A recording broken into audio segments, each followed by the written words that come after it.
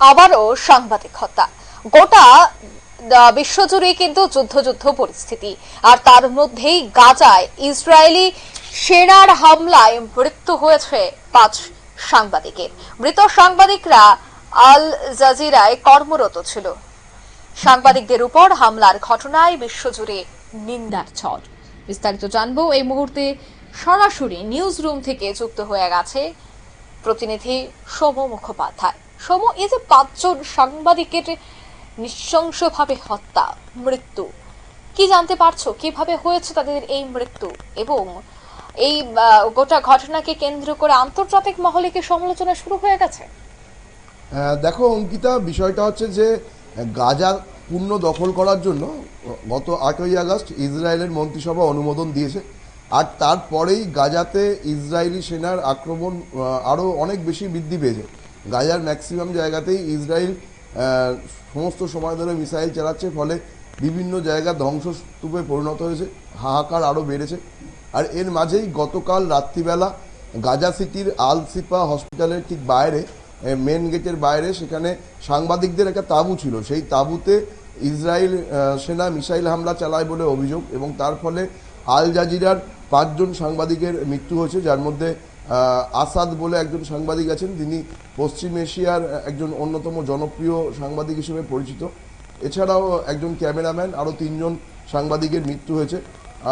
এর পাশাপাশি ওই ক্যাম্পে থাকা আরও 2 জন সাধারণ মানুষের মৃত্যু হয়েছে বলে জানা গেছে আল জাজিরার তরফ থেকে।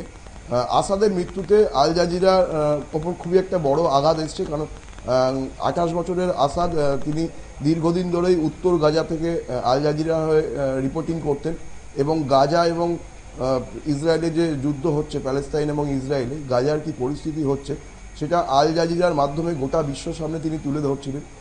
এর ফলে ইসরায়েলি সেনার তার উপর একটা টার্গেট ছিল বলেই আল জাজিরার তরফ থেকে অভিযোগ করা হয়েছে।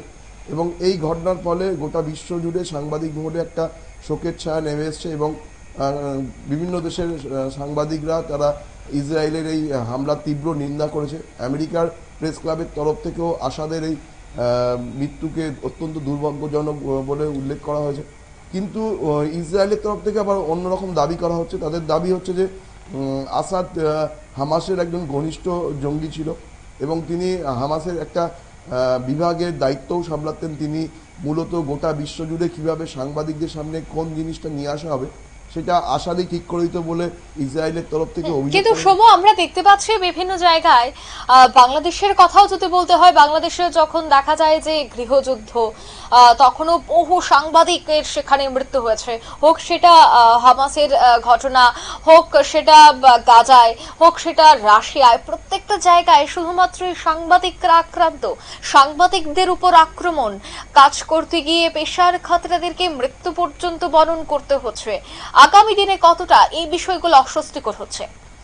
দেখো অঙ্কিতা, একদম ঠিকই। গোটা বিশ্বে যখনই কোনো যুদ্ধ বা এই ধরনের কোনো কিছু ঘটে, প্রাকৃতিক বিপর্যয় ঘটে, তখনই সাংবাদিকরা সেখানে পৌঁছে গিয়ে গোটা বিশ্বের সামনে সেই পরিস্থিতি বা সেই সময়কার খবর তুলে ধরার চেষ্টা করেন। তারা এর জন্য নিজেদের জীবনের ভয় পান না, এবং তার ফলশ্রুতি বহু নির্ভীক সাংবাদিককে এইভাবে হত্যা করেছে রাষ্ট্রযন্ত্র। আজকে বাংলাদেশের ক্ষেত্রে আমরা দেখেছি, কিছুদিন আগেই বাংলাদেশের একটা জনপ্রিয় সংবাদ মাধ্যমের অফিস দখল করা হয়, এবং সাংবাদিককে খুন করা হয় নির্মমভাবে। তোলাবাজির তিনি বিরুদ্ধে প্রতিবেদন করছিলেন বলেই সাংবাদিক তুহিনকে খুন করা হয়েছিল বাংলাদেশে। এবং আমরা গতকালের ঘটনা দেখলাম যে ইসরায়েল কিভাবে হামলা চালিয়ে, মানে দেখো, সাংবাদিকদের তাঁবু লক্ষ্য করে হামলা চালানো হয়েছে। মানে ইসরায়েলের কাছে খবর ছিল যে ওখানে সাংবাদিকরা রয়েছে, যদিও ইসরায়েলের অভিযোগ হচ্ছে যে যে সাংবাদিকরা ছিল তার মধ্যে আসাদ, যাকে মূলত বলা হচ্ছে, সে জঙ্গি ছিল। কিন্তু তাতেও যে সাংবাদিকদের কণ্ঠরোধ করার চেষ্টা যে একটা চলে, এই ঘটনাটাকেই একবার প্রমাণ করে দিল। অর্থাৎ সাংবাদিকদের কণ্ঠরোধ করার চেষ্টা, এবং প্রত্যেকটা ক্ষেত্রে সাংবাদিকরা আক্রান্ত হচ্ছে, আর সেটা যথেষ্ট উদ্বেগজনক। অসংখ্য ধন্যবাদ সৌম্য বিস্তারিত তুলে ধরার জন্য। নিয়ে নিচ্ছি ছোট্ট একটি বিজ্ঞাপন বিরতি, সঙ্গে থাকুন।